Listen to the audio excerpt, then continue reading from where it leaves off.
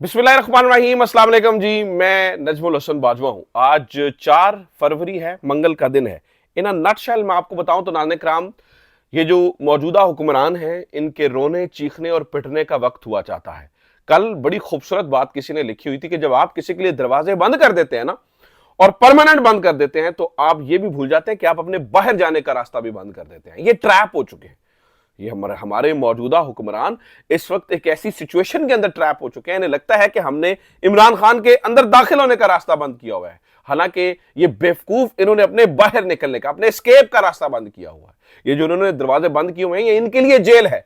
इमरान खान तो जेल में आजाद बैठा है, ये अपने इक्तदार की जेल में है, क्योंकि ये गुनाह बेलज़्ज़त के अंदर मुब्तला है। यानी कि जुतियां भी खा ली, यानी गंडे भी खा लें, यानी कि रोल भी गेन और चस भी नहीं आई है। इनके रोने चीखने और पीटने का वक्त क्यों हुआ चाहता है, मैं जरा 2-4 बड़ी खबरें आज के दिन की, वो मैं जरा आपके सामने रख देता हूं। सबसे पहले, आर्मी चीफ को जो खत लिखा है इमरान खान ने, उसका जवाब आ चुका है। आया उसी तरह से जिस तरह से आना चाहिए था, लेकिन असल इसके अंदर छुपी हुई खबर कुछ और है। यानी अभी आपने ये देख तो लिया होगा, जो सिक्योरिटी राय से खत आ गया, ये हो गया, वो हो गया, लेकिन असल इसके अंदर छुपी हुई खबर कुछ और है, वो आपके सामने रखूंगा। नंबर 1।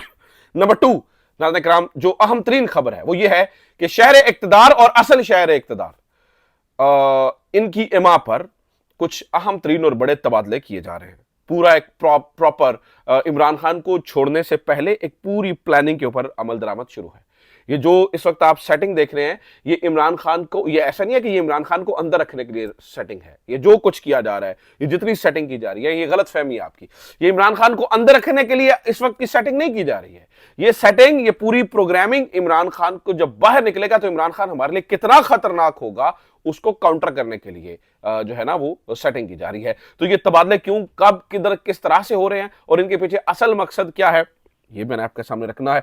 तीसरा जनाबे वाला, SIFC, जो हम रो रहे थे, कलप रहे थे, बार बार बता रहे थे, खुदा के लिए, खुदा के लिए, खुदा का खौफ करे, खुदा का खौफ करे, चीजें खराब हो जाएंगी, हमारे हाथों से निकल जाएंगी। ऐसा SIFC वाला मामला हमारे हाथों से निकल चुका, नाज़रीन किराम, निकल चुका। उन्होंने 2027 तक हमें ये स्टेटस दिया हुआ था, 2025 जून में उन्होंने रिव्यू मांग लिया। इसकी क्या तफसीलात माफ कीजिएगा, ये भी मैंने आपके सामने रखनी है। तो 3-4 बड़ी खबरें हैं, कोशिश करता हूं कि एक एक करके, और आर्टिकल 200 जिसके तहत ये तबादले किए गए हैं, ये सारी गेमें जो की जा रही हैं, मैं आज उसका असल मगज, जो असल जहां पर रौला है, और ये कल किसी भी इंडिपेंडेंट कोर्ट के अंदर ये झूठे साबित हो जाएंगे, उसकी मैं वजह, आपको सबूत आपके सामने रख दूंगा, ताकि आपको अंदाजा हो सके कि एक तरफ झूठ है, कज़ाब हैं, एक तरफ जो है ना वो हवस के पुजारी हैं, हुकूमत के लालची हैं, और दूसरी तरफ एक शख्स खड़ा है तन तनहा, जो कि सिर्फ मुल्क का सोच रहा है। उसे कहते हैं तुम्हें तुम्हें क्या जाती फायदा दे, वो कहता है पहले मेरे मुल्क की बात करो, मुझे मेरा मुल्क चाहिए, मुझे मेरे लोग चाहिए। और मैं ये बात कोई एग्जैजरेट नहीं कर रहा, मैं हकीकतन आपके सामने रख रहा हूं। सबसे पहले नाज़रीन किराम, जो फौज का जवाब आया है उसके ऊपर बात करते हैं, और उसके बाद फिर हम ये तबादलों के ऊपर चल जाते हैं, और बाकी खबरें सारी बाद में।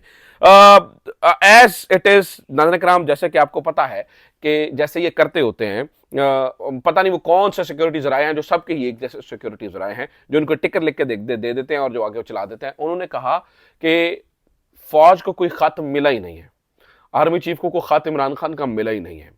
मतलब पूरे मुल्क को मिल गया है, हमारे जो है ना वो शायद ISPR डिपार्टमेंट के अंदर ये खत मौसूल नहीं हो सका। पूरे मुल्क ने पढ़ लिया कि उस खत के अंदर क्या है, लेकिन मुतल्लिका डिपार्टमेंट तक पहुंच ही नहीं सका।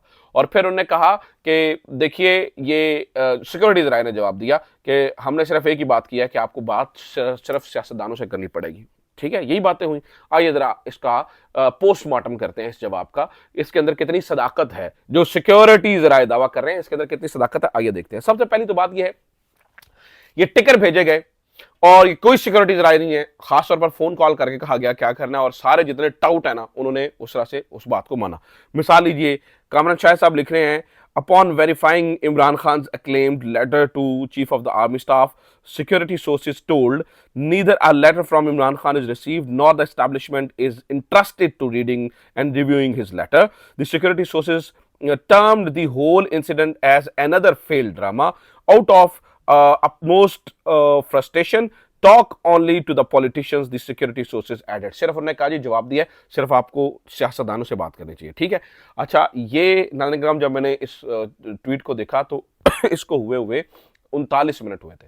फिर मेरे सामने एक और ट्वीट गुजरा, उसको हुए हुए 52 मिनट गुजरे, यानी कामरान शाहिद से पहले भी इसी तरह का एक और ट्वीट इसी तरह से लिखा जा चुका था। वो गजनफर अब्बास ने लिखा था, लेकिन वो उर्दू वर्जन था। उन्होंने कहा जी बानी पीटीआई इमरान खान की जानिब से कोई खत नहीं मिला, सिक्योरिटीज राय एस्टैब्लिशमेंट ऐसे किसी भी खत में कोई दिलचस्पी नहीं रखती, सिक्योरिटीज राय सजा याफ्ता मुजरिम की जानिब से कोई खत नहीं मिला, सिक्योरिटीज राय बानी पीटीआई खत के नाम पर एक और नाकाम ड्रामा करने की कोशिश की गई, अगर ऐसा कोई खत है तो भी एस्टैब्लिशमेंट इसमें कोई दिलचस्पी नहीं रखती, अगर पीटीआई को किसी भी मामले पर बात करनी है तो सियासतदानों से करे, same ditto A to Z, copy paste.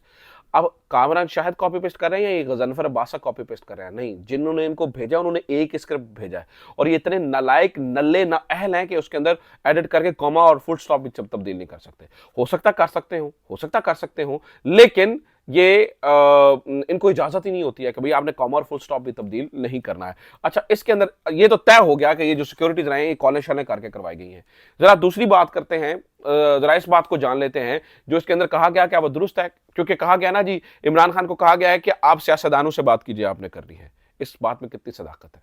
इस बात में कोई सदाकत नहीं। बैकडोर मुज़ाकरात जारी है। अगर सिर्फ सियासतदानों से ही बात करनी होती सियासतदानों ने, तो अली अमीन गंडापुर साहब जो रात को बैठकर इतना बड़ा दावा करके गए हैं कि 99% मामला हल हो चुके हैं और हमारी वहां पर बातचीत जारी और सारी है, फिर अब मैंने मिलना है इधर और उधर और मैंने बातें करनी है और ये और वो बताना है, तो मुझे बताइए कि अगर सिर्फ सियासतदानों की से बात हो रही होती तो फिर ये बात क्यों, फिर 2 घंटे की अहम तरीन मुलाकात क्यों हुई, उसके अंदर फिर सियासत क्यों डिस्कस हुई? अगर सिर्फ सियासतदानों ने सियासतदानों से बात करनी है तो बात यह है कि हाथी के दांत खाने को और दिखाने के कुछ और हैं। अंदर खाते बहुत कुछ चल रहा है, इसलिए मैं ये बता रहा हूं कि नून लीग जो है ना वो हमारी बड़े बेवकूफ़ से लोग हैं, हमारे भले मानस से लोग हैं। बेवकूफ़ नहीं कहना चाहिए, रॉन्ग वर्ड, भले मानस कह लेना चाहिए। इन बेचारों को समझ नहीं आती कि इनके साथ फिर क्या हो जाता है, तो लिहाजा इनके साथ गेम हो रही है। ये ऐसी गेम जैसे इमरान खान के साथ आखिरी दिनों में हुई थी। इन्हें लग रहा है कुछ नहीं हो रहा। अंदर खाते नालने के बहुत पुलों के नीचे से बहुत पानी बह चुका है।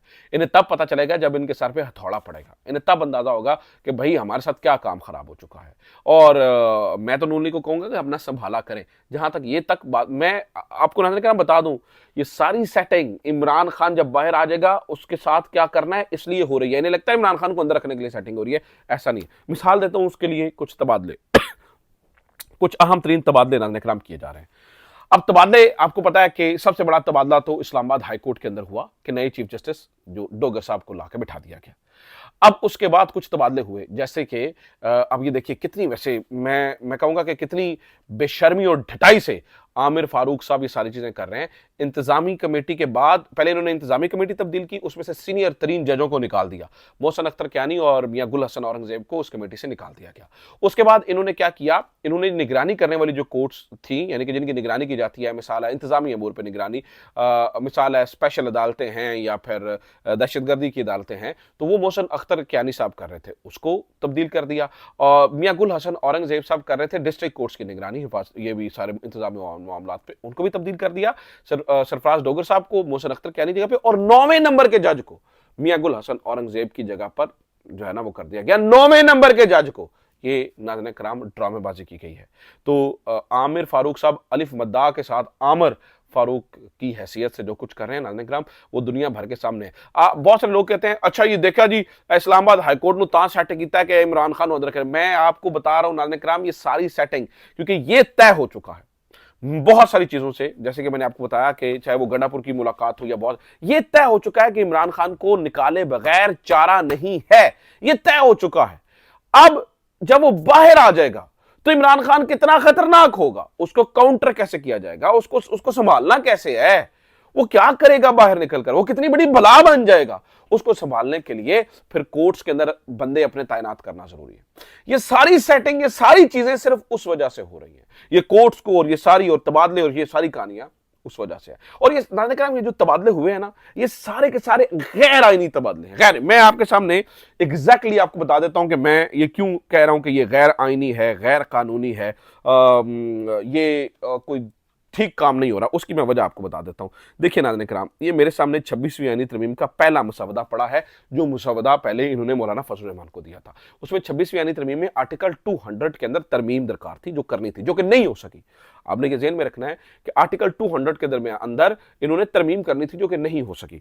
अब ये देखिए वो जो वो था उसे क्या कहते हैं यानी प्रपोज्ड जो अमेंडमेंट थी वो क्या थी, वो ये थी ये 36वें पैराग्राफ के अंदर यानी कि 36वां पॉइंट आर्टिकल 200 के अंदर जो है ना वो तब्दीली, और इसका पैराग्राफ नंबर 1A उसमें वो कहता है the assembly of the seniority of a जज of the high court transferred under the clause 1 shall be reckoned from the date of the initial appointment as the judge of the high court। Clause 1 में क्या हो रहा है, clause 1 में वो उनके transfer की बात हो रही है कि द प्रेसिडेंट में ट्रांसफर अ जज of a high court from the high court to the another high court but no जजेस shall be so transfer accept with the consent and after the consultation by the president with the chief justice Pakistan and the chief justice of both high courts। अच्छा, यानी कि chief justice से भी बात होगी। तो ये सारा वो तरीकाकार है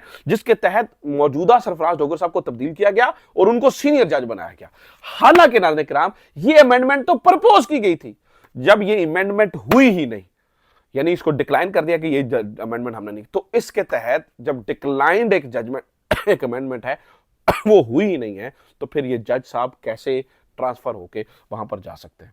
तो ये सारी की सारी पखंडबाजी है, ड्रामेबाजी है, ये सारी उड़ जाएंगी, लेकिन कब तक कायम रहेंगी, जब तक इमरान खान साहब को फिक्स नहीं किया जाता। फिक्स जब मुराद यह है कि वो बहुत बड़ी, देखिए इमरान खान से बात भी करना जरूरी है, बाहर भी आना जरूरी है, इमरान खान पावर में भी आएगा, मैं आपको बता दूं, लेकिन टाइमिंग के साथ। ये चाहते हैं 2-2.5 साल ये गवर्नमेंट निकाले, ठीक है, इसलिए ये जजेस सारे और इस तरह से जो है ना वो पॉइंट किया जा रहा है।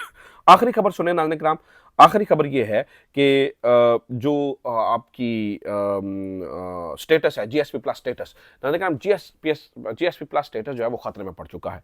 पहले 2027 तक हमें इसकी इजाज़त दी गई थी कि हम ये जीएसपी प्लस स्टेटस को एंजॉय कर सकते हैं। अब नाज़रीन किराम बताया गया है कि चूंकि वो आपको पता है कि यूरोपीय यूनियन के नुमाइंदा बराए इंसानी हकूक यहाँ पर थे और उन्होंने देखा कि कितना नेर पे आए थे। इसके बाद अगलू ने क्या डिसाइड किया है, इसके बाद अगलू ने डिसाइड किया कि जनाब हम जून 2025 में इसको रिव्यू करेंगे। चलो हूँ बैठे रहो बैठे, अब जून 2025 पाकिस्तान के पास 4-5 महीने हैं, यानी कि अभी फरवरी है, फरवरी मार्च अप्रैल मई जून, 5 महीने हैं। 5 महीने के अंदर अगर इन्होंने कोई सेटिंग कर ली, इंसानी हकूक का ख्याल रखा, चीज़ें जहाँ जहाँ पे सिग्नेचर्स किए हुए वो सेटिंग कर ली, तो जो जीएसपी प्लस स्टेटस है वो कायम रहेगा। अदरवाइज हम बैठ रहिएगा SIFC को लेकर और इन्जॉय करते रहिएगा और काम खराब हो जाएंगे। तो ये नाज़रीन किराम अब तक की सूरत हाल है। उम्मीद करता हूँ ये वीडियो आपके लिए इन्फॉर्मेटिव रही होगी। अपना ख्याल रखिए। खुदा हाफिज़। पाकिस्तान जिंदाबाद।